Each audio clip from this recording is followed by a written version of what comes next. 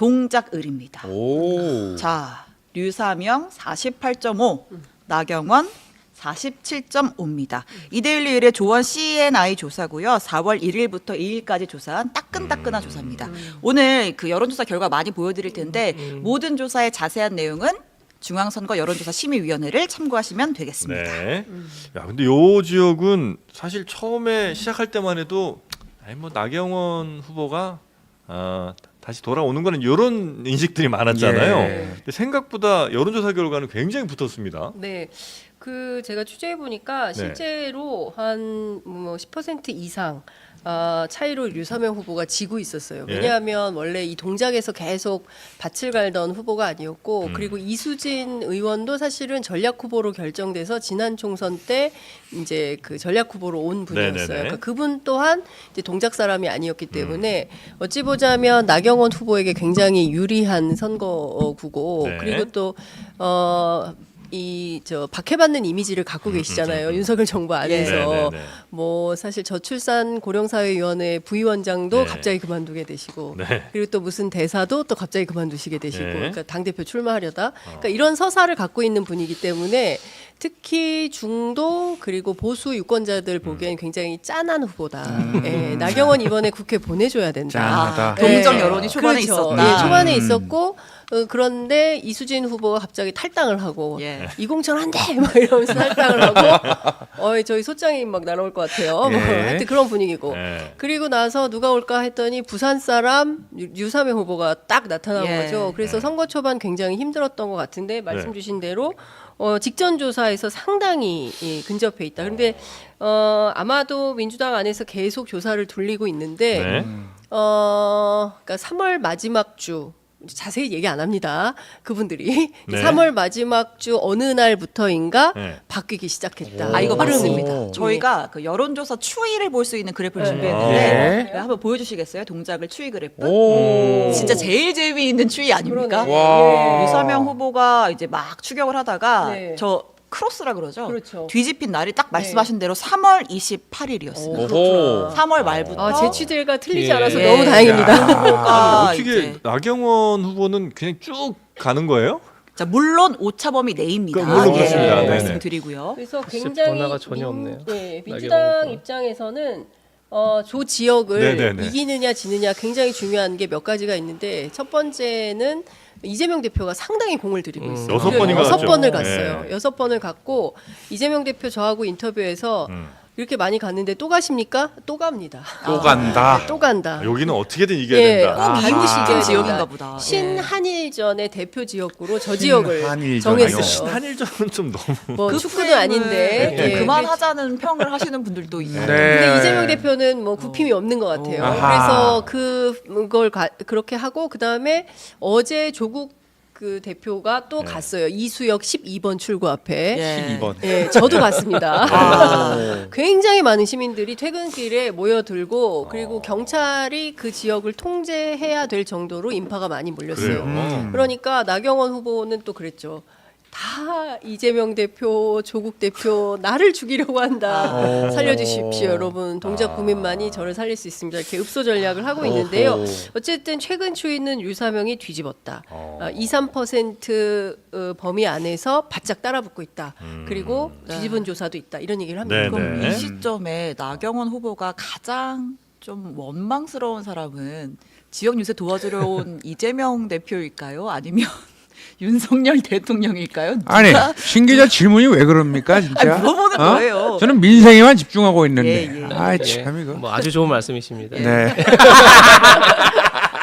네, 뭐 진짜 상징성에서 뭐 다 설명을 잘 해주셨는데 네. 정말로 만약에 동작을이 뒤집힌다 그러면 그야말로 정권 심판론이, 그러니까 정권 평가 여론이, 민심이 얼마나 강고한지를 적나라하게 보여주는 아마 상징적인 지역구가 되겠죠. 그러니까 류사명 후보는 말 그대로 그야말로 정권 심판의 상징으로 그냥 그 자리에 는 거 아니겠습니까? 어떤 동작의 연고가 있는 게 네네. 전혀 아님에도 불구하고 그야말로 그냥 지난 현 정부에서 뭐 경찰국 신설에 예. 대해서 이제 반발하면서 본인이 경찰을 그만뒀고 그때 그야말로 현 정부와 싸운 인사이기 때문에 들어온 거기 때문에 과연 정권 심판이 얼마나 강고하냐를 보여줄 수 있는 그야말로 바로미터죠. 근데 지금 이제 말씀하신 것처럼 여론조사 차이가 좀 나다가 그 좁혀졌다가 지금 오차범위 내기지만 굉장히 접전, 그야말로 초경합을 벌이고 있죠.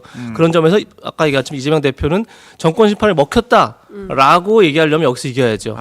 또 한편으로 반대로 얘기하면 이 지역에서 만약에 다시 나경원 후보가 격차를 벌이고 지금부터 오늘부터는 이제 여론조사 결과가 공표가 안 되는 깜깜이 그렇죠. 시간이 예. 들어왔지만 그러니까 알 수가 없지만 실제 투표 결과에서 만약에 그렇지 않다 그러면 저는 오히려 마지막에 지금 수도권 민심에 영향을 미치는 게 우리가 뭐 최근에 논란이 되고 있는 게 이제 양, 김, 공 이렇게 되지 않습니까? 네. 양문석 후보의 불법 대출 논란, 그리고 이제 김준혁 후보의 막말 논란, 공영훈 후보의 뭐 아빠 찬스 논란 이런 게 있는데 저는 이런 게 지금 막판 수도권 민심에 영향을 미칠 수 있다고 생각하거든요. 그러니까 결국은 이런 것들을 제가 지난번 말씀드렸지만 이 논란의 핵심은 이 논란이 일어난 것 자체가 아니라 이 논란을 지도부가 어떻게 정리하느냐를 국민들이 보고 있는 겁니다. 그런데 현재 지금 일단은 이제 방치한다고 보여지죠. 일단 끝까지 가겠다는 게 민주당 지도부의 방침이죠. 그렇게 봤을 때 그것이 과연 수도권 민심에 영향을 미치냐 안 미치냐도 역시 이제 이 지역구를 보면 되는 거죠. 그러니까 만약에 유사명 후보가 이기면 역시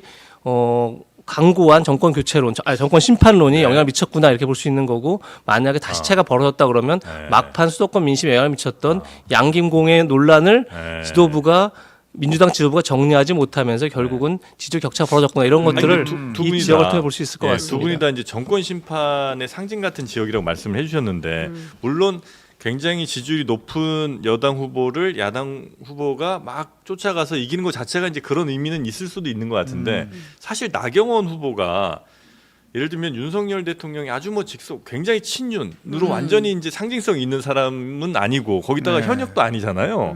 그러니까 정권 심판을 상징한다기에는 조금 아주 적절한 후보는 아니지 않나. 캐릭터로서. 예. 그러니까 이건 나경원 후보를 염두에 두고 있는 게 아니라 유사명 후보를 염두에 두는 거죠. 그러니까 유사 후보 자체가 지역에 연고도 없고 없죠. 사실은 거기 어떤 뭐 조직력을 갖고 있을 리도 없고 예. 네. 뭐 이수진 후보가 도와줄 리도 없고 그럼에도 불구하고 어떻게 이겼다. 아니에요. 예, 아니에요? 뭐 취재력이 뛰어나신 장 기자님이 보증하시듯이 도와줄 리도 없고 그렇다면 그야말로 이재명 대표 6번을 가는 이유도 마찬가지고 네. 유사명 후보가 갖고 있는 정치적인 어떤 포텐셜보다는 그야말로 그 지역의 민심에서 아 이번 정권에 대한 평가를 해야겠다는 여론이 커졌다는 것을 유사명 후보의 지지율로 보여주는 거죠. 그 후보 자체가 나경원 지역에 보단- 뿌리를 두고 있지 않기 때문에 네. 유사명을 통해서 정권 그렇죠. 심판의 메시지를 볼 수 있다. 어허. 그렇죠. 뭐 네. 그런 것도 있고요. 제가 이렇게 취재해 보니까 네. 동작을이 그 민주당이 굉장히 단단한 지역이더라고요. 예, 예. 그러니까 이수진 후보를 당선시킬 때도 강희용 지역위원장이 있었어요. 네. 자기가 이제 출마하는 줄 알고 준비 쫙 했는데 갑자기 이제 전략으로 이수진 판사가 내려온 거죠. 네. 이러면서 이제 눈물을 머금고 그 선거를 도웁니다. 아니면 뭐 탈당해서 뭐 무소속 출마하고 이럴 수도 있는데 남아서 도와요. 그런데 그러면 강희용만 그랬냐? 그렇지 않아요. 그러니까 그 지역에 연고가 있는 민주당 당원들 지지자들이 합심해서 네네. 캠프를 구성하고 이수진 후보를 당선시켰더라고요. 그러니까 근데 그 힘이 그러면 이수진 후보 끝났으니까 다 없어지냐? 그게 아니라 그 힘으로 류사명도 또 만드는 중인 거예요. 그러니까 그 민주당 그 지지세가 꽤 센 지역들의 경우에는 이렇게 뭐랄까 당원 조직이라고 해야 되나요? 예. 뭐 그런 게 비교적 탄탄하더라고요. 그거는 뭐 영남권도 마찬가지지만 뭐 그런 움직임이 있었어요. 네. 동작을 해서 하나만 더 짚고 네. 넘어갈게요. 네. 이거는 뭐 말씀하신 뭐 양김공 이런 논란은 아니지만 논란은 아니고 뭐 공방이라고 해야 될까요? 그러니까 그 이재명 대표가 네. 이제 지역 유세를 하면서 이 나경원 후보를 겨냥해서 나베라는 별명으로 불린다. 네, 그럴 나베. 정도로 국가 정체성에 대해서 의문을 제기하는 분들이 많다. 이렇게 발언하셨고 이 나베 발언을 두고 나경원 후보 본인은 입에 담을 수 없는 막말이다라고 아하. 얘기를 했고 한동훈 위원장은 그 김준혁 후보의 2대 성상납 발언, 그다음에 나베 발언 이런 것처럼 민주당이 여성 혐오가 일상화되어 있다 이런 식으로 또 반박, 비판을 했어요. 뭐 나베 공방이라고 해야 되나 이걸 어떻게 정리해야 되지? 이게 뭐 어떤 변수가 될 수도 네. 있는 얘기들인가요? 글쎄 이제 국민의힘에서는 그걸 변수로 만들고 싶어하는 것 같아요. 아. 그런데 이제 나베가 뭐 일본 말로 냄비라고 하기도 한다는데 저는 이제 나경원과 아베. 아베를 아베 신조. 합쳐서 그렇게 만든 보는 네, 거죠. 그렇게 이제 네. 보는 건데 이제 과거에 나경원 후보는 스스로 모르고 갔었다라고 하지만 이제 자위대 창설식에 참여했던 문제.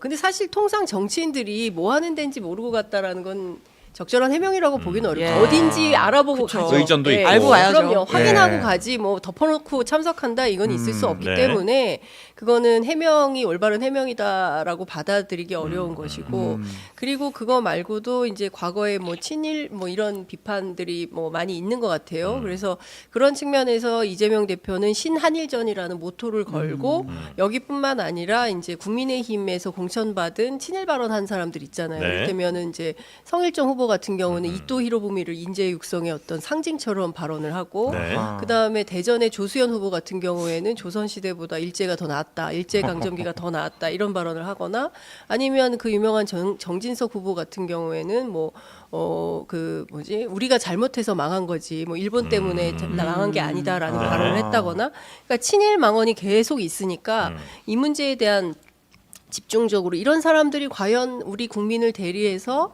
대의민주주의를 실현해서 국회 가는 게 맞냐 이제 이런 문제 제기를 하는 것 같고요. 네. 그 차원에서 나베라는 별칭이 있는 뭐 그런 예. 뭐 후보에다 이렇게 비판을 한 거 아닌가 싶습니다. 이제 문제가 됐던 건 그거죠. 나베가 이제 말씀드린 것처럼 나경원 대표와 아베 전 총리를 이제 합성해서 뭐 붙였을 가능성이 있습니다. 그런데 이미 유사명 후보가 본인이 만든 게 아니라고 했지만 뭐 냄비를 짓밟아야라는 포스터가 있었죠. 대단히 짓밟는다. 잘못됐다고 생각합니다. 대단히 잘못됐죠. 예. 그게 이미 나왔죠. 그 전에 이재명 대표가 나베 발언하기 전에. 그럼 결국은 나베를 결국은 일본말로 냄비로 표현을 했고 말씀하신 것처럼 냄비랑 굉장히 여성 비하적인 아주 비하적인 표현을 포스트에 넣고 누군가가 뭐 모르지만 근데 그걸 유사명 후보 자체도 이건 적절치 않습니다. 이런 건 하지 마십시오라고 류 후보가 얘기를 했습니다. 그런데 그 상황에서 이재명 대표가 나베 얘기를 다시 합니다. 아하. 그 굉장히 냄비랑 연관돼서 문제가 된 이미 발언을 다시 하는 것 자체가 굉장히 경솔하죠, 사실은. 그러니까 아무리 뭐 신한일전 프레임 자체도 제가 볼 때는 너무 올드하고 너무 낡고 사실 너무 합리적이고 타당하지도 않고 너무 뭐 제가 볼 때는 뭐 그야말로 프레임을 만들기 위한 억지 프레임이라고 생각하지만 어쨌든 그걸 하려 하더라도 뭐 말씀하신 것처럼 뭐 자유대 창설 때 간 적이 있지 않느냐 뭐 그런 공격하면 뭐 그거야 사실관계에서 뭐 팩트가 있으니까 하더라도 근데 그것을 그냥 나베다라고 해버리는 건 결국은 똑같은 걸 연상시키고 그것이 이미 문제가 됐음에도 불구하고 또 한다는 자체가 저는 굉장히 적절치 못하고 경솔하다고 생각합니다. 네네. 저는 그런 포스터는 내려야 된다고 생각해요. 네네네.